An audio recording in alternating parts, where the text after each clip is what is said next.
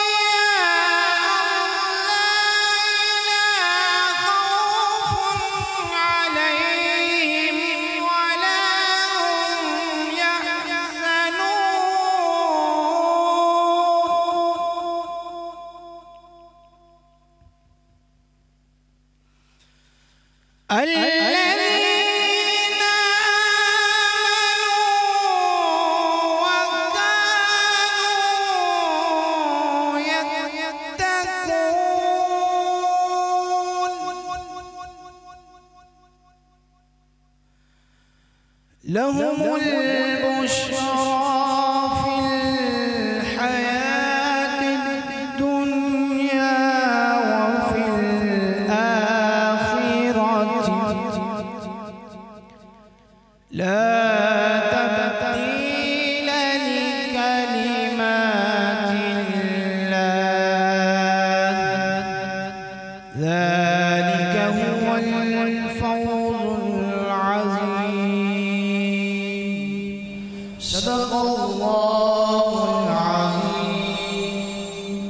जज़ाकल्लाह, बहुत बहुत खूबसूरत, बहुत मैसूर कुन आवाज़ है। और जिस तरह से हमने शुरुआत की आज की ट्रांसमिशन की, तो मैं उम्मीद करती हूँ आपके लिए भी मुझे लगता है रहमत ही है एक तरह से। जिस तरह से हम शुरुआत ले रहे हैं, एक महफिल जब सजाई जाती है ना, तो मुझे लगता है वो भी तौफीक से ही होती है, और हम नहीं कर सकते हैं, ये अल्लाह पाक की रज़ा ही होती है। बिल्कुल ऐसे ही है।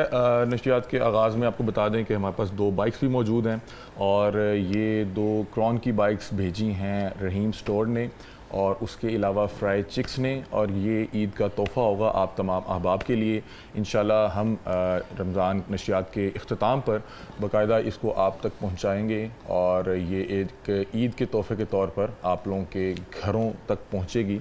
ये बाइक रहीम स्टोर और फ्राई चिक्स की जानिब से भेजी गई है। उसके अलावा इकरा, आज आपको पता है बड़ा ख़ास दिन है, बिल्कुल इस तरह से है, और मुझे लगता है सबको याद भी होगा कि आज 3 मार्च है, और आज से 9 साल पहले पाकिस्तान की इंटेलिजेंस और सिक्योरिटी फोर्सेस की कामयाबी और कारनामा का एक दिन था, जिसको तकरीबन आज 9 साल होने वाले हैं, और तमाम कौम इसको सेलिब्रेट भी कर रही है।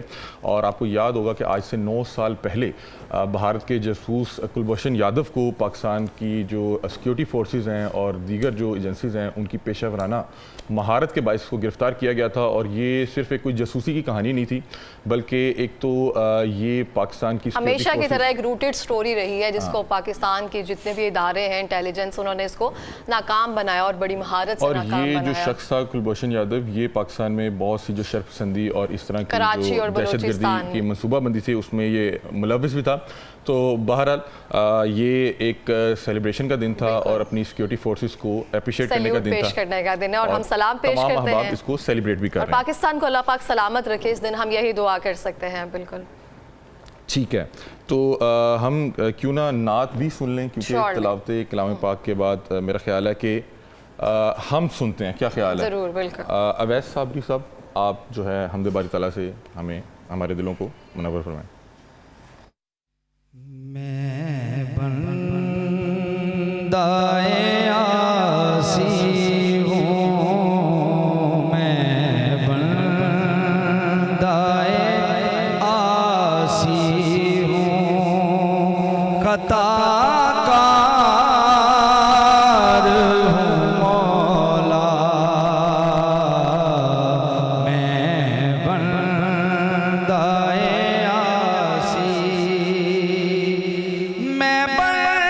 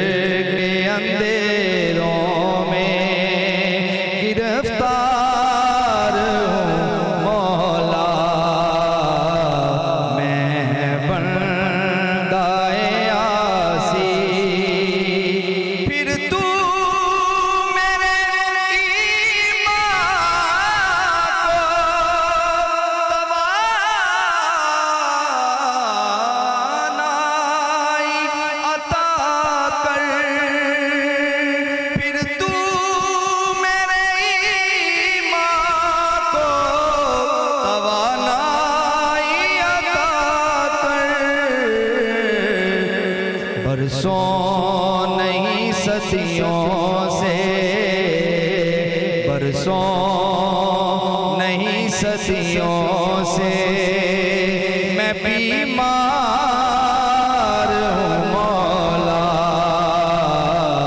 میں بندائے عاصی ہوں، خطا کار ہوں مولا،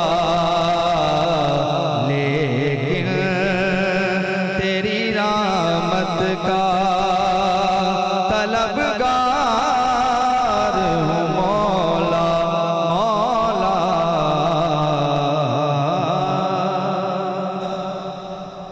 ماشاءاللہ بہت بہت بہترین، تیری رحمت کا طلبگار ہوں مولا، اور یہ مجھے لگتا ہے ہم سب کے لب پر یہ دعا رہتی ہے، اور ہمیشہ یہی دعا رہنی چاہیے۔ کون سا وقت قبولیت کا ہو یہ بالکل پتہ نہیں ہوتا، اور بہت شکریہ اور سر۔ رمضان کی تو ہر گھڑی قبولیت کا وقت بالکل اس ہوتا طرح ہے، سے اور کوشش کرنی چاہیے کہ ان گھڑیوں سے بھرپور انداز میں فائدہ اٹھانا چاہیے۔ ایک محفل کا سماں ہے، اور میں سوچ رہا ہوں کہ اسی سماں کو کنٹینیو کیا جائے۔ ہمارے ساتھ زاہد قادری صاحب موجود ہیں، اور میں چاہوں گا کہ ان سے بھی ہم نعت کی فرمائش کرتے ہیں کہ ہمیں نعت سنائیں۔ یہ وہ سچ ہے کہ جسے ایک جہاں مان گیا، در پہ آیا جو گدا بن کے وہ سلطان گیا، ان کے انداز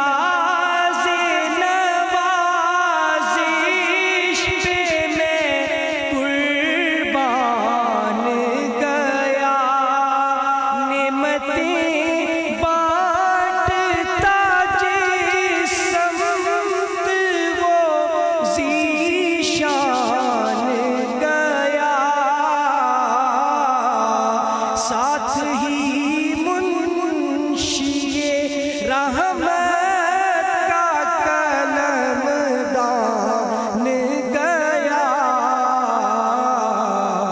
نعمتیں بانٹتا جسمت وہ ذیشان گیا،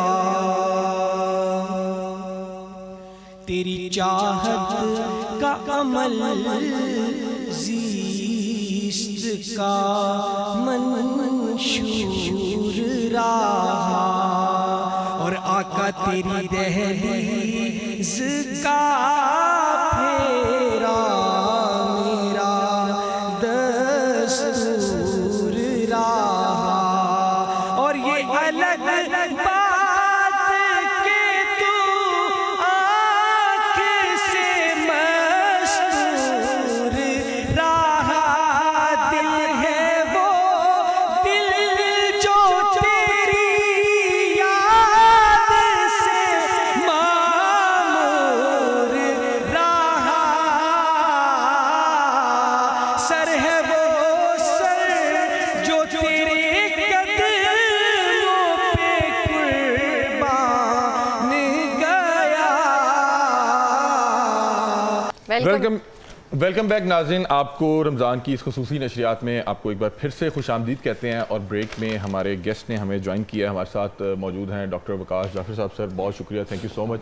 اور ڈاکٹر وقاص صاحب کل بھی ہمارے ساتھ موجود تھے، اور ان کے علاوہ ہمیں جوائن کیا حافظ عمیر صاحب نے، لیکچرار ہیں، اور تمام احباب کا بہت شکریہ۔ سر السلام علیکم۔ وعلیکم السلام سر، تھینک یو۔ ڈاکٹر صاحب خیریت سے ہیں؟ جی اللہ۔ ڈاکٹر صاحب کیسا گزرا آپ کا روزہ؟ بہت اچھا گزرا، ماشاء اللہ دوسرا روزہ ہو گیا اور بڑا ٹھنڈا گزرا ہے۔ ڈاکٹر صاحب باقاعدہ گفتگو کا آغاز کرتے ہیں۔ میں چاہ رہا تھا کہ سحری کے حوالے سے تھوڑا سا بتا دیں، کیونکہ آج میں تھوڑا سا تذبذب میں تھا، ہمارے کچھ دوست صاحب ہمارے ساتھ موجود تھے، وہ بڑا لیٹ سحری جو ہے اختتام کر رہے تھے، اور ہمارے ساتھ کچھ دوست موجود تھے جو بڑا جلدی سحری کا اختتام کر رہے تھے۔ تو اس حوالے سے بتا دیں کہ سحری کے حوالے سے کیا حکم ہے، کہ اس کو کیا لیٹ بند کرنا چاہیے یا جتنا جلدی آپ روزہ بند کر دیں، اس حوالے سے تھوڑا بتائیے گا۔ بسم اللہ الرحمن الرحیم۔ بہت بہت شکریہ، بڑا اہم کوشچن آپ نے کیا ہے، کیونکہ اس کا تعلق ظاہر ہے بلکہ کل ہی ہونا چاہیے تاکہ ہم روزے جو ہیں آرام سے رکھ سکیں۔ جی۔ اس میں قبلہ عرض یہ ہے کہ جو حضور اکرم صلی اللہ علیہ وسلم کی سنت مطہرہ ہے، جی اس کے مطابق آقا علیہ السلام نے رمضان کی جو سحری ہے وہ آخری وقت تک رکھنے کا حکم دیا ہے، ٹھیک ہے۔ یعنی طلوع فجر سے پہلے آپ سحری رکھیں، اور اس میں دوسری بات یہ کہ حضور نے فرمایا کہ جو رمضان کی فجر کی نماز ہے یہ ابتدائی دور میں پڑھیں، ابتدائی وقت میں پڑھیں، اور روٹین میں جو ہے وہ ذرا جو ہے فجر کی نماز تھوڑی سی لیٹ کر کے پڑھنی چاہیے۔ اور اسی طرح سحری کا جو حکم ہے وہ یہ ہے کہ آپ اس کو آخری وقت تک، یعنی جیسے آپ فرض کریں لاہور کے اندر 5 بجے کے قریب سحری کا وقت ختم ہو رہا ہے تو 4:30 بجے سحری کریں، یہ نہیں کہ آپ نے 1:30-2 بجے کھانا کھا لیا۔ اگر کوئی مجبوری نہیں ہے تو آپ اس کو اسی آخری وقت میں جو ہے نا اس کو کریں۔ اور دوسری چیز جو اس میں بڑی اہم ہے وہ جو نوٹ کرنے والی ہے، جو عمومی طور پہ روٹین اور لوگوں کو پتہ نہیں ہوتا، کم علمی میں جو ہے جہالت کے اندر لوگ ایسا کرتے ہیں، وہ یہ کہ کچھ لوگ یہ سمجھتے ہیں کہ اذان کی آواز جب آ جائے اور جو قریب اذان کی آواز آپ کے آ رہی ہے، آپ نے وہ پوری اذان کی سماعت تک جب تک وہ اختتام نہیں ہوتا آپ نے سحری جو ہے وہ کرتے رہنی ہے۔ اور کچھ احباب میں دیکھ رہا تھا سوشل میڈیا پہ ایک حدیث کا ریفرنس دے رہے تھے، بخاری کے اندر ہے کہ حضور اکرم صلی اللہ علیہ وسلم نے ارشاد فرمایا کہ حضرت بلال حبشی رضی اللہ تعالیٰ عنہ اذان دے رہے تھے اور اس کے بعد فوراً ہی جو ہے حضور اکرم صلی اللہ علیہ وسلم نے فرمایا کہ وہ ان کے سامنے کوئی پیالہ پڑا تھا، اس میں کچھ کھانے کی چیز تھی، تو آقا علیہ السلام نے فرمایا کہ اس کو ختم فرما لیں۔ اب اس سے جو کچھ لوگوں نے یہ تاثر لینے کی کوشش کی کہ جی آپ اذان جو ہے وہ سننے تک جو ہے یہ اس کے اوپر چھوٹ دی گئی ہے، دین میں بڑی آسانی ہے، دین آسانی کا نام ہے، تو لہٰذا جو ہے نا وہ آپ اذان جب تک ختم نہیں ہوتی آپ جو ہے وہ ساری کرتے رہیں، ایسا کوئی جو ہے نا موجود نہیں ہے۔ اس کی انٹرپریٹیشن غلط کی گئی ہے۔ پہلی چیز یہ ہے کہ اذان ہوتی ہی اس وقت ہے جب فجر کا ٹائم داخل ہو جاتا ہے، جب سحری کا وقت ختم ہو جاتا ہے تو پھر اذان دی جاتی ہے، اس سے پہلے ہم اذان نہیں دے سکتے، کیونکہ اذان کا مطلب ہے آپ نماز کے لیے بلا رہے ہیں، تو نماز کا وقت داخل ہوا تو آپ نے اذان دی ہے نا، تو لہٰذا اس کے ساتھ کوئی تعلق نہیں ہے۔ مطلب کہ آپ نے جو پہلی اذان سنی آپ فوری نہیں، اذان سے پہلے جیسے آپ کو اذان کان میں پڑی ہے، آپ کو معلوم ہو گیا یہ، ویسے آپ کو ٹائم سے اندازہ ہوگا کہ سحری کا وقت ختم ہو گیا تو آپ نے فوراً کھانا پینا ختم کر دینا ہے۔ اچھا، دوسری چیز یہ ہے کہ جو اس حدیث کے ریفرنس سے میں ضرور بات کروں گا کیونکہ یہ لوگ عام طور پہ روٹین میں جو بات میں نے سنی ہے اور سوشل میڈیا پہ دیکھی ہے کہ اس کا جو انٹرپریٹیشن کی جاتی ہے، پہلی بات یہ اس حدیث کے الفاظ کے اندر فجر کی نماز کا ذکر نہیں، یہ میں بھی پاسبل ہے کہ حضور اکرم صلی اللہ علیہ وسلم نے افطاری کے حوالے سے کہا ہو، ٹھیک ہے، یہ پہلی چیز۔ اور دوسری چیز جو دوسری حدیث ملتی ہے آقا علیہ السلام کے حضور نے فرمایا عشاء اور عشاء، عشاء کا تو ہوتا ہے کہ رات کا کھانا، حضور اکرم نے فرمایا جب عشاء اور عشاء کے اندر آپ کے پاس ہو تو آپ پہلے عشاء یعنی آپ پہلے کھانا کھا لیں پھر آپ عشاء کی نماز پڑھیں۔ تو یہ ویسے بھی حکم ہے کہ جب نماز آپ کے سامنے کھانا آ جائے تو آپ نماز کو جو ہے اس کو ذرا تاخیر کر لیں، پہلے آپ جو کھانا تناول فرمائیں۔ اچھا، مجھے ایک اور چیز بتائیں کہ اگر آپ بہت لیٹ آپ کی جو ہے آنکھ کھلی ہے اور اذان کا وقت شروع ہو گیا یا اذان ہونے لگی، کیا اس وقت آپ کو کھجور یا کوئی اس طرح کر سکتے ہیں؟ کیونکہ سحری کی اپنی بھی ایک فضیلت ہے۔ جو دیکھیے ایک تو جو نفلی روزہ ہوتا ہے نا اس میں تو سحری مسٹ ہے، ٹھیک ہے، اور اس میں نیت بھی مسٹ ہے، یعنی 8 پیرا روزہ نہیں رکھ سکتے۔ ہاں، یہ بھی میرا ایک سوال تھا، ہم بہت سے کہتے ہیں کہ 8 پیرا، لیکن جو فرض روزے ہیں کیونکہ وہ سب کے اوپر امت کے اوپر فرض ہیں، اور جو بھی یعنی مریض اگر آپ نہیں بھی جاگ سکے تو پھر بھی نہیں بھی جا سکتے تو آپ 8 پیرا روزہ رکھیں گے۔ آپ اس وقت جب آپ کو پتہ چل گیا کہ ٹائم آپ کی کسی وقت بھی آنکھ کھلی ہے، اس وقت ظاہر اذان ہو رہی تھی یا نماز کا ٹائم داخل ہو گیا تھا، اس وقت آپ کچھ نہیں کھا مطلب کہ اگر آپ کی جاگ کھل بھی گئی، آنکھ کھل بھی گئی اور جو ہے مؤذن اذان دے رہا ہے تو آپ کچھ نہیں کھا سکتے، اور اگر آپ کھائیں گے تو پھر آپ کو روزہ ہی نہیں ہوگا۔ اچھا، افطار کے حوالے سے بھی تھوڑا سا بتا دیں کیونکہ وہ ایک ٹاپک چل رہا ہے سحر کے ساتھ افطار کا بھی۔ افطار کے حوالے سے بھی لوگ کچھ تذبذب کا شکار ہیں کیونکہ مختلف اسکول آف تھاٹ جو ہے افطار کے حوالے سے بھی مختلف رائے رکھتے ہیں۔ کچھ لوگ بہت جلدی کرتے ہیں افطار میں اور کچھ لوگ تھوڑا سا ڈیلے کرتے ہیں کہ یار میں اگر سارا دن جو ہے اللہ کی رضا کے لیے کھانے پینے کو روکا ہوا تھا تو کوئی نہیں، 2 4 5 منٹ سے کوئی فرق نہیں پڑتا۔ تو افطار کے حوالے سے تھوڑا سا اس میں جو لیل کی جو انٹرپریٹیشن ہے اس میں تھوڑا سا فرق ہے، اہل سنت کا اور اہل شیعوں کے اسکول آف تھاٹ کا فرق ہے۔ حضور اکرم صلی اللہ علیہ وسلم کی ایک حدیث ہے جس کو اہل سنت جو ہے کوٹ کرتے ہیں، حضور اکرم صلی اللہ علیہ وسلم نے فرمایا کہ میری امت ہمیشہ خیر پر رہے گی جب وہ افطار کرنے میں جلدی کرتی رہے گی، ٹھیک ہے، تو لہٰذا افطار کرنے میں جلدی کرنی چاہیے، یہ نہیں کہ سورج نکلا ہو تو کرنی چاہیے، جیسے سورج غروب ہو گیا تو فوراً جو ہے ابتدائی وقت کے اندر جو ہے آقا علیہ السلام کا حکم ہے، اور بلکہ حضور اکرم صلی اللہ علیہ وسلم نے مکروہ قرار دیا کہ آپ اس میں ڈیلے کریں۔ تو لہٰذا اہل سنت کا جو اسکول آف تھاٹ ہے اس کے مطابق یہ ہے کہ جیسی افطار کا وقت داخل ہو۔ اچھا، اس میں ایک اور امپورٹنٹ بات بھی ہے کہ ہمیں یہ بھی دیکھنا چاہیے بعض اوقات جو ہمارے ٹائمز ہے اس کے اندر 1-2 منٹ کا فرق ہو جاتا ہے تو اس میں تھوڑا سا ہمیں لچک دکھانی چاہیے، جیسے 6:03 پہ لاہور میں ختم ہو رہا ہے ٹائم، تو اگر آپ 3 سے 4 منٹ کر لیں تو کوئی اس میں 1-آدھے منٹ کا کوئی فرق نہیں ہے، بلکہ اس میں تاخیر کر لینا بہتر ہے۔ لیکن وہ جو 5-6 منٹ کی یا 8 منٹ کی یا 10 منٹ کی تاخیر ہے وہ حضور اکرم صلی اللہ علیہ وسلم کے اس فرمان کے مطابق نہیں ہے، اس کے متضاد ہے کہ ہمیں جلدی کرنی چاہیے۔ ٹھیک ہے، ہو گیا۔ تو اب ہم بات کرتے ہیں حافظ صاحب سے. ہم دیکھتے ہیں اسپیسیفکلی جیسے ہی رمضان شروع ہوتے ہیں نا, افطاری میں نا مجھے لگتا ہے سب انویٹیشن آنا شروع ہو جاتا ہے. جیسے ہم کہتے ہیں نا اجتماعی جیسے افطاری کا اہتمام بہت زیادہ بڑھ جاتا ہے. تو یہ باعث ثواب ہے یا ہم صرف اس کو ٹرینڈ کی حد تک لے کر چل رہے ہیں؟ اس کے بارے میں کچھ بتا سکتے ہیں آپ؟ جی بسم اللہ الرحمن الرحیم. میرا خیال فرسٹ آف آل جو پہلے بات ہو رہی تھی میں صرف اس میں ایک چیز ایڈ کرنا چاہوں گا. آئی تھنک سو ان دس ایرا جس میں ہم رہ رہے ہیں اس میں کمپیریزن بہت آسان ہے, بیکاز ہر شخص کے پاس گوگل ہے.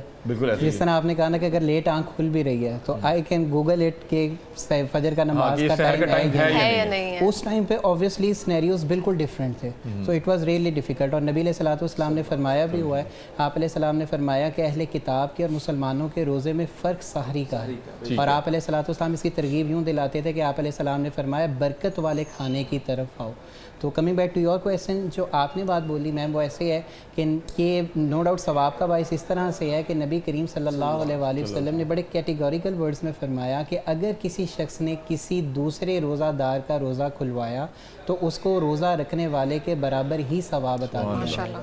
سو یہ جو ٹرینڈ ہے وداؤٹ اینی ڈاؤٹ یہ کلچرل بھی ہے, لیکن اوبویسلی اس کی ایسنس جو ہے وہ قرآن اور سنت سے ہی لی گئی ہے. اور میں یہ بات ہمیشہ کہتا ہوتا ہوں کہ ہر چیز کی کوئی نہ کوئی ایسنس ہے اور اس کا کوئی نہ کوئی ایم ہے. ابھی میں آنے سے پہلے بھی بچوں کو جب کلاس دے رہا تھا تو آج پہلی تھی ویک کی, تو میں انہیں یہی بول رہا تھا بیٹا اگر آپ یونیورسٹی آئے ہو you came with an aim کہ میں یہ ایم لینے آیا ہوں, اور یہ ایم کیا ہے, الٹیمیٹ ایم ہے آپ کا ڈگری. اگر آپ روزہ رکھ رہے ہو تو روزے کے ایم کلیریفائی کرو. مجھے یہ لگتا ہے کہ ہم نے اپنے ینگسٹرس کے ساتھ نا یہ زیادتی کی ہے کہ we haven't inculcated the categorical clarity of everything in them. 80% چیزیں انفارچونیٹلی ہم نا اس لیے کر رہے ہیں کہ وہ کلچرل ویلیوز ہیں, اور اسی وجہ سے آپ دیکھتے جائیں کہ اگر یونیورسٹیز میں مطلب میرا آنا جانا رہتا ہے تو بچے جو ہے نا وہ بیک آؤٹ کرتے جا رہے ہیں. اس کی ریزن کیا ہے, انہیں کلیئرٹی نہیں ہے. تو جب بچوں کو یہ کلیئرٹی ہوگی تو اوبویسلی وہ روزے کی ایسنس کو سمجھیں گے. یہ روزے کی ایسنس سب سے بڑی کیا ہے, صحیح بخاری کی حدیث ہے, نبی کریم علیہ الصلوۃ والسلام نے فرمایا کہ ہر عمل کا درجہ 10 سے لے کے 700 گنا تک ہے. ایکسیپشنل مطلب ایکسکلوسیولی اور ایکسیپشنلی روزہ اس میں شامل نہیں ہے. اللہ تعالیٰ نے فرمایا, حدیث قدسی کے الفاظ ہیں, روزہ میرے لیے ہے اور میں ہی اس کی جزا دوں گا. اور ایک اور الفاظ میں یہ ہے وَأَنَا أَجْرِي بِهِ, میں خود اس کا اجر ہوں. کیا بات. اور نبی علیہ الصلوۃ والسلام نے فرمایا جب بہت سے روزہ دار ایسے ہیں جن کو سوائے بھوک اور پیاس کے کچھ نہیں ملتا. صحابہ کرام نے پوچھا یا رسول اللہ صلی اللہ علیہ وسلم وہ کون لوگ ہیں جنہیں سوائے بھوک اور پیاس کے کچھ نہیں ملتا؟ تو آپ علیہ الصلوۃ والسلام نے فرمایا یہ وہ لوگ ہیں جب روزہ رکھتے ہیں تو جھوٹ بولتے ہیں, نظر کی حفاظت نہیں کرتے, اور جو اپنے آپ کو برے اعمال سے نہیں بچا پاتے. یہ وہ لوگ ہیں انفارچونیٹلی جو روزے کی ایسنس کو کھو دیتے ہیں. اچھا, عمران بھائی نے بڑی خوبصورت بات کی ہے کہ ویسے مجھے بڑے افسوس کے ساتھ یہ بات بتانی پڑ رہی ہے کہ ہمارے ہاں زیادہ تر جو روزہ رکھ رہے ہیں وہ بھوک اور افلاس ہی کاٹ رہے ہیں انفارچونیٹلی. ہم اس کو ماڈرن کر رہے ہیں نا کہ جین زی الفا جنریشن ہے, ہمیں اتنا آئیڈیا نہیں ہے, ٹوٹلی فاسٹنگ رکھ رہے ہیں کہ ہم جو ہے فاسٹنگ کر رہے ہیں, ہم جو ہے اپنے جسم کو. اگر آپ اجازت دیں تو میں اس میں ایک ایگزامپل کوٹ کرتا ہوتا ہوں. لاسٹ ایئر بھی میں نے ادھر کی تھی اور ہر جگہ میں کلاسز میں بھی بچوں کو یہ بات کہتا ہوں. اگر آپ دیکھ لیں سر, بڑی عید سے ایک سمپل ایگزامپل لے لیں. میں ہمیشہ بچوں کو پوچھتا ہوں بریفلی, میں اگر کہوں کہ بیٹا ہم بڑی عید کیوں کرتے ہیں, قربانی کس لیے کرتے ہیں؟ سب بچے کہتے ہیں ابراہیم علیہ السلام کی سنت ہے. میں نے کہا وہ کس کو ذبح کرنے لگے تھے؟ اسماعیل علیہ السلام کو. The next question is what is context? یہ لکھا کہاں پہ ہے؟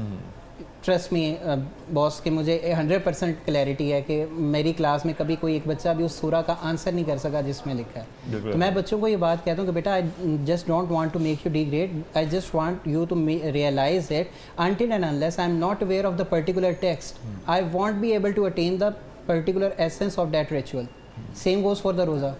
نہ کبھی ہم نے وہ سورۃ الصافات کی آیات پڑھی ہیں, نہ ہی ہم نے کبھی 183 سے لے کے 188 تک رمضان میں روزے کی جو آیات ہیں ان کی تلاوت. اگر آیات بھی پڑھی ہیں تو اس کا باقاعدہ طور پر ترجمہ نہیں پڑھا جس میں باقاعدہ طور پر ایسنس وہی ہے بیسیکلی. مطلب ہم وہ ریس میں لگے ہوئے ہیں کہ ایک لفظ کے 10 نیکیاں ہیں, الف لام میم, لے کیلکولیٹر مارو تو مینوں نہیں لگتا. سوری لیکن یہ اچھا اس کا بھی ثواب ہے لیکن تاثیر اسی کی ہے کہ اگر جب تک آپ اس کو سمجھ کے نہیں پڑھیں. Simple as it is. میں ابھی یہ ساری لینگویج ساری کنورسیشن عربک میں شروع کر دوں. لینگویج بیریئر یہ بہت ضروری ہیں چیزیں جن سے آپ ڈسکس کریں. جیسے آپ نے بتایا آپ کے اسٹوڈنٹس جو ہیں اگر آپ فیسٹ یونیورسٹی میں لیکچر ہیں تو وہ ایک ٹرینڈ آ جاتا ہے کہ ان کو ان کے مطابق سمجھانا پڑے گا تو ہی کلیئرٹی کے ساتھ جاتی ہے چیزیں. مصطفی صاحب بھی ہمارے ساتھ موجود ہیں. سر کیسے ہیں آپ؟ خیریت سے ہیں؟ کیسا آپ کا روزہ گزر رہا ہے ابھی تک؟ آپ ہمیں کیا سنائیں گے آج؟ بالکل روزہ کے حوالے سے تو لاہور کا موسم ہی بڑا خوبصورت کیا بات یہ اللہ کا بڑا کرم سمجھتا ہوا ہوں کہ بلکہ اگلے کئی سال اگر اللہ تعالیٰ زندگی دیتا ہے تو ہمارے روزے بڑے ٹھنڈے گزرنے والے ہیں۔ ابھی آپ جب وہ نقابت کریں گے اس میں بولیے گا، ابھی آپ کو جو مائک لگا ہے میں مدینہ پاک کے حوالہ سے تحت اللفظ میں چند اشعار قطعات کی صورت میں آپ سب پیش کرتا ہوں۔ ہم کو بھی کاش مدینے سے پکارا جائے، ہم کو بھی کاش مدینے سے پکارا جائے، اس کے بدلے میں جو بھی جاتا ہے ہمارا جائے۔ ہم کو بھی کاش مدینے سے پکارا جائے، اس کے بدلے میں جو بھی جاتا ہے ہمارا جائے، بس اسی واسطے دل پہ مجھے پیار آتا ہے، یہ بضد ہے کہ مدینے میں دوبارہ جائے۔ بس اسی واسطے دل پہ مجھے پیار آتا ہے، یہ بضد ہے کہ مدینے میں دوبارہ جائے، اور اڑ کے میں عرش کے سینے کی طرف جاؤں گا، اڑ کے میں عرش کے سینے کی طرف جاؤں گا، پر نکلتے ہی مدینے کی طرف جاؤں گا۔ اڑ کے میں عرش کے سینے کی طرف جاؤں گا، پر نکلتے ہی مدینے کی طرف جاؤں گا، موت رستے میں کھڑی دیکھتی رہ جائے گی، میں بدن چھوڑ کے جینے کی طرف جاؤں گا۔ موت رستے میں کھڑی دیکھتی رہ جائے گی، میں بدن چھوڑ کے جینے کی طرف جاؤں گا۔ اور جب وہ شخص مدینہ پہنچ جاتا ہے تو دیکھیے گا شاعر کا تخیل، وہ کہتا ہے کہ یہ اثر بھی عشق احمد سے زباں میں آ گیا، یہ اثر بھی عشق احمد سے زباں میں آ گیا، تیر کو آواز دی واپس کماں میں آ گیا۔ یہ اثر بھی عشق احمد سے زباں میں آ گیا، تیر کو آواز دی واپس کماں میں آ گیا، یوں ہوا محسوس ان کے در پہ جب دی حاضری، جیسے لاوارث کوئی دارالعلماء میں آ گیا، جیسے لاوارث کوئی دارالعلماء میں آ گیا۔ اور وہ جس سے میری آنکھ ہے بینا ہے مدینہ، وہ جس سے میری آنکھ ہے بینا ہے مدینہ، وہ جس سے منور میرا سینہ ہے مدینہ۔ اور آب و ہوا کی بات ہو رہی تھی تو مدینے کی آب و ہوا بھی، کیونکہ جب مدینے کی بات ہوتی ہے وجد میں کائنات ہوتی ہے، ایسا لگتا ہے دن نکل آیا جب مدینے میں رات ہوتی ہے۔ وہ جس سے منور میرا سینہ ہے مدینہ، وہ جس سے میری آنکھ ہے بینا ہے مدینہ، اور اندازہ نہ کر اس کا فقط آب و ہوا سے، فردوس ہے فردوس مدینہ ہے مدینہ، اندازہ نہ کر اس کا فقط آب و ہوا سے، فردوس ہے فردوس مدینہ ہے مدینہ۔ اور اللہ اللہ مدینہ جو قریب آتا ہے، اللہ اللہ مدینہ جو قریب آتا ہے، خود بخود سر پہ تسلیم جھکا جاتا ہے۔ دونوں بیتاب ہیں حضرت کی زیارت کے لیے، دل کو سمجھاتا ہوں میں، دل مجھے سمجھاتا ہے۔ دونوں بیتاب ہیں حضرت کی زیارت کے لیے، دل کو سمجھاتا ہوں میں، دل مجھے سمجھاتا ہے۔ اور دیکھیے گا زمین پہ علامہ صاحب قبلہ، زمین پہ عرش معلیٰ دکھائی دیتا ہے، وہ دیکھو گنبد خضرا دکھائی دیتا ہے، زمین پہ عرش معلیٰ دکھائی دیتا ہے، وہ دیکھو گنبد خضرا دکھائی دیتا ہے۔ مدینہ پاک میں جلوے ہیں جا بجا، لیکن وہ جتنا چاہیں بس اتنا دکھائی دیتا ہے، وہ جتنا چاہیں بس اتنا دکھائی دیتا ہے۔ اور آخر پر دیکھیے جب کوئی شخص مدینہ پاک پہنچ جاتا ہے، ان تمام رونقوں کو سمیٹ لیتا ہے، تو واپسی کے وقت اس کے ذہن میں کیا ہوتا ہے؟ اور جب واپس آ جاتا ہے تو انہی 4 مصروں میں میری گفتگو کا، میری حاضری کا اختتام ہے۔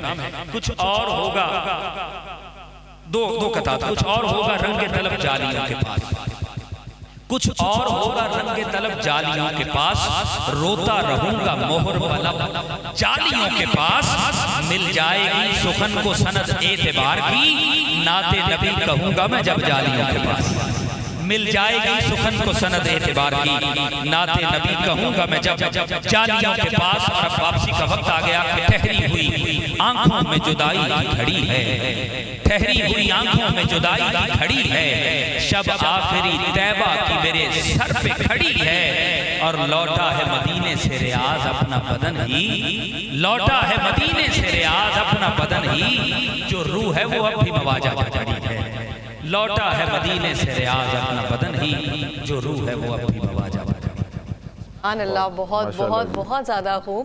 اور مجھے لگتا الفاظ کے موتی تھے، اور مجھے جس لگتا ہے انداز میں ہر انہوں نے ایک کی پڑھا۔ دعا ہے یہی کہ ہمیں مدینہ پاک کی زیارت نصیب ہو جائے، اور اس رمضان مبارک کے صدقے اللہ پاک پتہ نہیں کس کی آمین کے صدقے ہر ایک کی دعا پوری کر لے۔ تو نیت میرا خیال ہے سب کو رکھنی چاہیے۔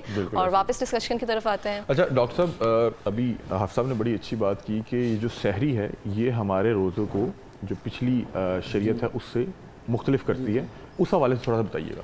جی جیسے ابھی ہم نے کل بھی ڈسکشن کیا تھا نا کہ جیسے عیسائیوں کا روزہ ہے اور ان کے تینوں جو اسکول آف تھاٹس ہیں، آرتھوڈاکس ہیں، پروٹسٹنٹس ہیں، کیتھولک ہیں، ان کی اپنی اپنی اس میں اپنا تھوڑے تھوڑے سے فرق کے ساتھ، لیکن ان کے ہاں بھی اور اپنا یہودیوں کے ہاں بھی جو ہے وہ تقریباً 24 گھنٹے کا روزہ ہوتا ہے. ٹھیک ہے. تو ہمارا سرکار دو عالم صلی اللہ علیہ وسلم نے ہمارے اوپر خاص حضور کی نصر رحمت ہے ہمارے لیے، اور اللہ تعالیٰ نے ہمارے لیے جیسے کل بات کی تھی کہ قیام اللیل کو ہمارے اوپر چھوڑ دیا گیا ہے، لیکن حکم ضرور دیا گیا، لیکن اس میں ہمارے لیے یہ فرض نہیں ہے کہ ہم نے کتنی عبادت کرنی، بس کرنی ہے. لیکن روزے کو اللہ تعالیٰ نے جو ہے وہ دن کے لیے رکھا ہے، مخصوص کیا ہے. اسی وجہ سے، اور اس میں جو ممتاز ہے وہ اسی وجہ سے بنتا ہے کہ ہم نے سحری اللہ تعالیٰ نے عطا فرمائی ہے.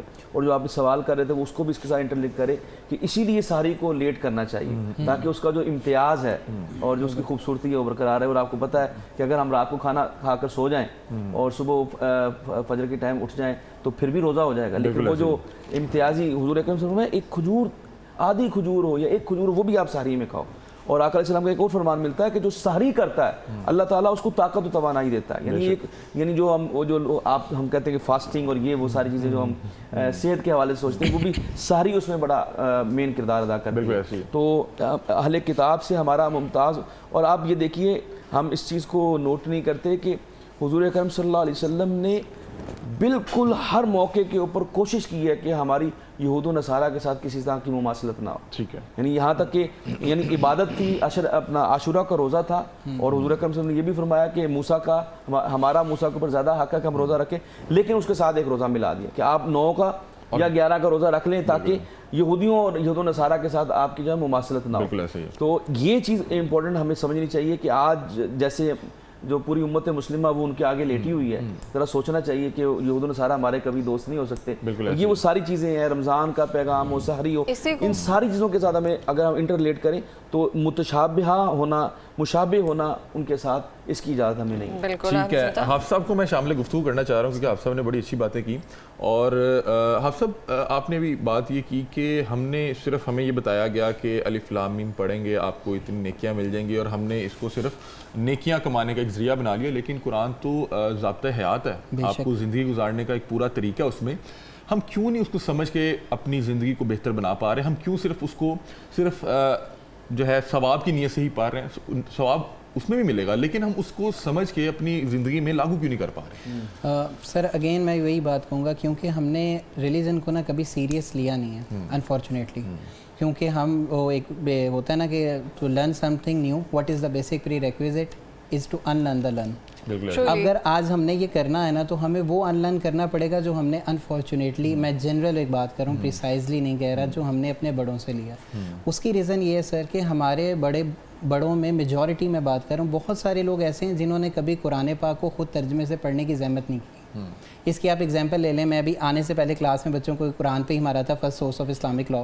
تو میں نے کہہ رہا تھا just for a moment assume it that I am a newly converted Muslim and I am asking you a simple question, which book should I read to become a good Muslim? ساری class نے بولا کہ قرآن.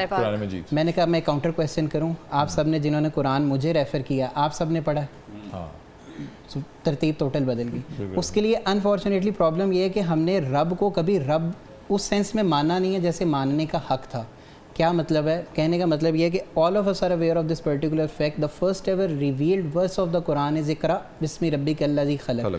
مطلب in the first ever revealed verse Allah the Almighty has introduced himself as the creator. Truly. Creator of a human being. اب کبھی ہم نے bother کیا کہ اللہ نے انسان کو ہی کیوں سب سے پہلے متعارف کروایا اپنی کریشن کے اعتبار سے کہ میں وہ ہوں جو تیرا خالق ہے. کیوں؟ کیونکہ سب سے بڑی مسٹری میں اور آپ ہیں. ایسے ہی سب سے بڑی مسٹری میں اور آپ ہیں. دیکھیں سر 0 سیل سے 1 سیل میں، اور 1 سیل کا 37 ٹریلین سیلز میں کنورٹ ہونا مذاق ہے. اور آپ کو اور مجھے سب کو پتہ ہے، مطلب ہماری آڈینس اب ہم سے زیادہ پڑھی لکھی وہ جانتی ہے کہ the basic definition of cancer is uncontrollable growth of the cells. So there is some who is retaining the system of 37 trillion cells. اس کو کس نے بتایا کہ تم نے آنکھ کا سیل بننا ہے؟ And all of us are aware کہ آنکھ کی کمپلیکسٹی کتنی زیادہ ہے. ریٹینا میں جب جاتا ہے وہ برین میں جاتا ہے. مطلب I was reading it and I was shocked my self کہ 600 بلین نیورونز کا کنیکشن ہے جو دماغ ہر وقت رن کر رہا ہے. We all know that he is majesty overall, but اب جب ہم اس کی ڈیپتھ میں جائیں گے، اگر آپ اس کو قرآن سے ریلیٹ کریں گے، آپ کہیں گے الحمدللہ رب العالمین. وہ کہہ رہا ہے I am the creator and sustainer of all the worlds. لیکن انفارچونیٹلی ہم نے اس رب کے ورڈ پہ فوکس نہیں کیا. اور میں یہ جب بچوں کو پڑھاتا ہوں، کیونکہ آئی ڈو ایڈمٹ دس کہ ہمیں اپنے بچوں کو ان کی لینگویج میں بتانے کی ضرورت اس لیے کہ قرآن کی لینگویج ہر دور کے لیے ہے. उदउ इला रब्बिका सबील बिल हिकमा, अल्लाह ताला ने कलाम पाक में फरमाया महबूब इनको अपने रब की तरफ हिकमत के साथ बुलाएं। तो हिकमत का तकाजा क्या है कि हम बच्चों को रिलीजन बड़ा करके दिखाएं, बिल्कुल ऐसे और उन्हें बताएं नहीं। मैं बल्कि ये चाहूँगा कि इस पे हम ना डॉक्टर साहब को भी शामिल गुफ्तगू करते हैं कि डॉक्टर साहब ये देखें कि ये मॉडर्न हैं और इनको रिलीजियस की जो है समझ बूझ है, और ये बड़ा सही जो है एक नुक्ता उठा रहे हैं कि हमें जो मौलवी हजरात है उन्होंने ये बताया कि नहीं मैंने किसी को सिंगल आउट नहीं किया, आप हमारी मिथ है ये एक तरह से हर हमें। मैं एक साहब का क्लिप देख रहा था, वो कह रहे थे कि आप अकेले कुरान का तर्जुमा मत पढ़ें, तो मुझे बड़ा अजीब लगा कि ये क्या कह रहे हैं। मतलब कि मेरा तो ख्याल है कि हर शख्स को with your permission, with your respected apology, मैं अपना पॉइंट ऑफ व्यू क्लियर कर दूं। I didn't mean it because I belong to this class as well. The point is, मैं मेरे कहने का मकसद था मेरा बेटा है, अगर मैं अपने बेटे को ये बता रहा हूँ कि क्योंकि मुझे unconsciously I am preparing him कि यार इसकी इंग्लिश अच्छी होनी चाहिए, क्योंकि अगर इसने किसी स्कूल में भी जाना है, मैं बीइंग फादर अपनी बात करूँ, मैं किसी और को सिंगल आउट नहीं कर रहा, अपनी बात कर रहा हूँ। मेरा मानना ये है कि अगर मुझे अपने बेटे को कन्विंस करना पड़े कि बेटा तुम्हें नमाज पढ़नी है, तो being parent this is my failure. How come? मैंने अपने बेटे को कभी नहीं बताया कि मेरे मोबाइल में सेल्फी कहाँ से चलती है, मैंने बिठा के उसे कभी नहीं सिखाया, but you got my point. मेरे फ्रीक्वेंट यूज ने उसको बता दिया। अगर मैंने रेगुलरली खुद नमाज पढ़ी तो मेरे बेटे को पता होगा दिस इज समथिंग इम्पोर्टेंट। तो हमने बच्चों को बताना नहीं है, करके दिखाना है। Each and every individual. एक और बड़ी अच्छी चीज़ है जो मेरे ज़हन में भी सॉरी, अब आप कंटिन्यू कर लें, मैंने आप दोनों को काटा है। वहाँ से करूँगा। मैं आपकी बात में एक जो है अपना एक एक्सपीरियंस बताना चाहूँगा कि कल मेरे कुछ दोस्त अहबाब ने बताया कि हमारे 5 साल या 6 साल के बच्चे ने पहला रोज़ा रखा जी। तो वो रोज़ा इसलिए रख रहे थे कि सब उनके सामने रख रहे थे, करके दिखा रहे थे, तो उसको भी ख्वाहिश उठी कि मैंने ये करना है। वो कह रहे हैं कि हमने बच्चों को ये नहीं बताया कि सेल्फी कैसे लेनी है, लेकिन हम इतना फ्रीक्वेंटली यूज़ करते हैं कि अभी आज 2 या 3 साल का बच्चा, शायद मैं भी जी मेरा बेटा 3 साल का बच्चा जो है वो जो है मोबाइल यूज़ कर लेता है। तो अगर जो चीज़ हम करके दिखाएंगे वो आपके बच्चे ज़रूर सीखेंगे, तो आप जो करके दिखाएंगे वो आपसे सीखेंगे। अच्छा डॉक्टर साहब, कुछ उलमा हजरात, कुछ कारी ये कहते हैं कि अगर आप कुरान को ख़ुद तर्जुमे के साथ पढ़ेंगे तो आप गुमराह हो जाएंगे, इसकी क्या मंतक है? मतलब कि पहली चीज़ तो ये है कि कुरान ने खुद वाज़े किया है, युदिल्लु बिही कसीरों व यहदी बिही कसीरा, वमा युदिल्लु इल्ला फासिकीन, कि ये कुरान को पढ़ के कुछ लोग गुमराह होते हैं और कुछ लोग जो है हिदायत याफ्ता हो जाते हैं। ठीक है। अच्छा, एक जो इस पर पर्टिकुलर बात करने की ज़रूरत है ना, कि वैसे तो ये बिल्कुल ज़रूरत है कि जो हमारी नेटिव लैंग्वेज है, अनफॉर्चुनेटली जो सब कॉन्टिनेंट या पाकिस्तान या हिंदुस्तान, बांग्लादेश लगा लें, ये तो वैसे भी गुलामाना सोच के लोग हैं ना, इनको यहाँ तो प्रॉब्लम ही ये है। आप देखें पूरी दुनिया की हर कौम ने अपनी ज़ुबान में तरक्की की है, सिवाय पाकिस्तान और हिंदुस्तान के। इनको प्रॉब्लम है कि हमने अंग्रेज़ी सीखनी ज़रूरी है। ठीक है। तो पहली चीज़ तो ये है कि हमें, जो कि हमारे यहाँ प्रॉब्लम ये है कि हम उर्दू भी सीखते हैं, घर में पंजाबी बोली जाती है, वो अपना हमारी कौमी ज़ुबान उर्दू है, हमारी स्कूल की ज़ुबान अंग्रेज़ी है, हमारी मजहबी ज़ुबान अरबी है, तो वो बच्चा जो है वो बस इसी कन्फ्यूजन का शिकार रहता है। जो कुरान पाक के हवाले से, जैसे आपने कहा ना उलमा हज़रात की बात है, ये सबसे बड़ा फॉल्ट हम सबका बाय नेशन है। हमें ये चाहिए कि हम अपने बच्चों को कुरान सिखाएं, ठीक है, अरबी सिखाएं। हुजूर अकरम सल्लल्लाहु अलैहि वसल्लम फरमाया कि अरबी ज़ुबान से मोहब्बत करो 3 वजह से। एक फरमाया कुरान की ज़ुबान अरबी है, फरमाया मोहम्मद सल्लल्लाहु अलैहि वसल्लम की ज़ुबान अरबी है, हमारे नबी की ज़ुबान अरबी है, और जन्नतियों की ज़ुबान अरबी है। अब हमने अरबी सीखनी नहीं, और जब आप सरेदस्त सीधा कुरान पाक के तर्जमे पे चले जाएंगे और वो भी बगैर टीचर के, तो गुमराह होने का खदशा है, इसमें कोई शक नहीं है। क्यों? वजह क्या है? आप देखें, आप भी स्कूल पढ़े, यूनिवर्सिटी पढ़े, आप मुझे बताएं हमें अंग्रेजी कितनी देर में आई थी, हमें मैथमेटिक्स कितना आया था, हमें फिजिक्स किस तरह आई थी, बायो कैसी आई थी, हमने टीचर से सीखा है ना। तो एक कुरान को ही आपने ले लिया कि अब कुरान का एक मौजज़ा है कि एक सती लेवल का भी इंसान जो है उसको समझ लेगा, एक जो जिस माइन्यूटली उसको स्टडी करेगा उसको उसके अंदर और राज मिलती है। जितना जैसे इकबाल कहते हैं कुरान में हो गोताजन ए मर्द मुसलमान, तो जो गोताजन होगा उसको अपने अपने मुताबिक जो है वो इल्म मिलता जाएगा। लेकिन बात यह है कि तवज्जो की ज़रूरत, जैसे अभी हाफिज़ भाई फरमा रहे थे कि हमारे घर में कुरान पढ़ा ही नहीं जाता, हमारे एल्डर्स कुरान को पढ़ते नहीं है, समझते नहीं है। तो ये एक आप सब मना भी कर दिया ना कारियों ने कि खुद ना पढ़े, गुमराह ना हो जाए। सर आप ये देखिए ना कि जब आपको कुरान की अलिफ बे का भी नहीं पता होगा, और जब आप डायरेक्ट तर्जमा पढ़ेंगे और फिर आप अपनी तरफ से एज्यूम कर लेंगे कि बहुत सारी मुतशाबा आयत भी मौजूद है जिसको हम अपनी मुताबिक एज्यूम कर लेते हैं। उलमा ने राय दी है ना, जो अब जो उसमें ये है कि जो मुहकम आयत है ना, जिसमें जिसकी डिटेल जानने की या उसके अंदर कोई उसकी खास मानी समझने की जरूरत नहीं, बिल्कुल सीधी सीधी बातें हैं, उनका पढ़ लेना, उनका समझ लेना तो जरूरी है। लेकिन जो मुतशाबे, जैसे बात की मुतशाबे आयत होती हैं या इस तरह के मामलात होते हैं जिनको किसी उस्ताद के बगैर समझा ही नहीं जा सकता, ٹھیک ہے نا, تو اس کو سمجھنا بڑا ضروری ہوتا ہے. اچھا ایک چیز بڑی جو ہے افسوسناک ہے, میرے پروڈیوسر صاحب نے ابھی ہمیں جو ہے بتایا IFP میں, انہوں نے کہا کہ دیکھیں کہ ہمارے ہاں عربی زبان پیسہ کمانے کے غرض سے سیکھ لی جاتی ہے, مطلب بہت سے لوگوں نے پیسہ کمانے کے غرض سے عربی زبان سیکھ لی, لیکن کتنی افسوس کی بات ہے کہ ہم نے اپنے طرز زندگی کو بہتر کرنے کے لیے نہیں سیکھی. بالکل. اس میں کس کا فیلئر ہے؟ آپ لوگوں نے ہمیں ناظرے میں بھی تو لگایا نا, آپ نے کہا ٹھیک ہے آپ ناظرہ پڑھی جائیں, آپ کا ٹھیک ہے آپ ان کے پیچھے پڑ گئے.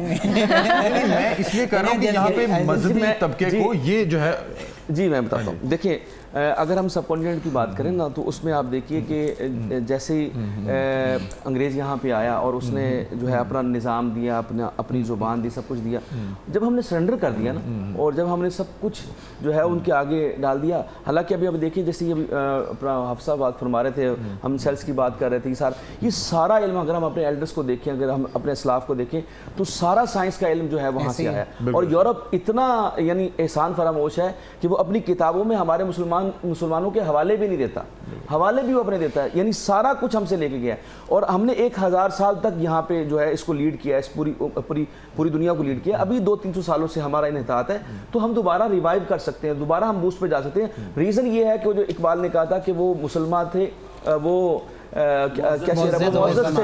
زمانے میں مسلمان ہو کر ہم خار ہوئے تارک قرآن ہو کر. تو قرآن کو جسٹ صرف یہ نہیں ہے کہ ہم جسٹ فار ریڈنگ, بلکہ ریڈنگ کے ساتھ ساتھ میں کہوں گا کہ استاد کے ساتھ. آپ کا بڑا یہ میرا پوائنٹ آف ویو ہے کہ صرف اکیلا جو ہے نا قرآن پاک کو نہیں سمجھنا. بالکل ایسی ہے. میں چاہ رہا ہوں کہ ہم گفتگو کا سلسلہ دوبارہ شروع کریں گے.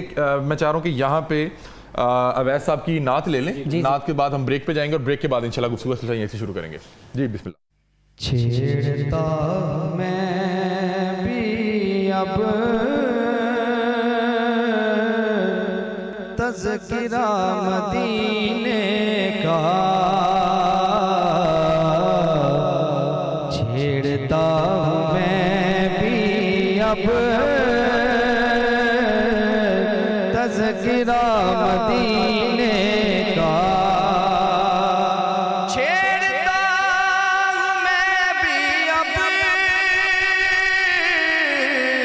تذکرہ مدینے کا.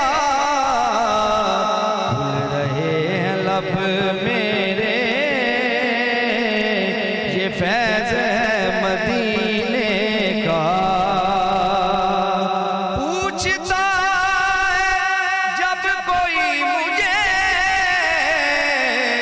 آپ کا وطن کیا ہے, تو دل جواب دیتا ہے لکھ پتہ مدینے کا. آسمان کی خواہش ہے کہ میں زمین بن جاؤں, آسمان کی خواہش ہے میں زمین بن جاؤں. جب سے اس نے دیکھا ہے مرتبہ مدینے کا, کیوں بھٹکتا پھرتا ہے, پاس آ مرشد کے, یہ تمہیں بتائیں گے راستہ مدینے کا. پھر ادیب کو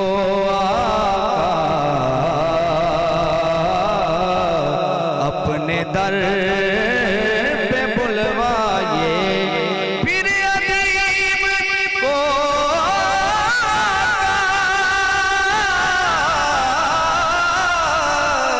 اپنے در پہ بلوائے. روز ایک جاتا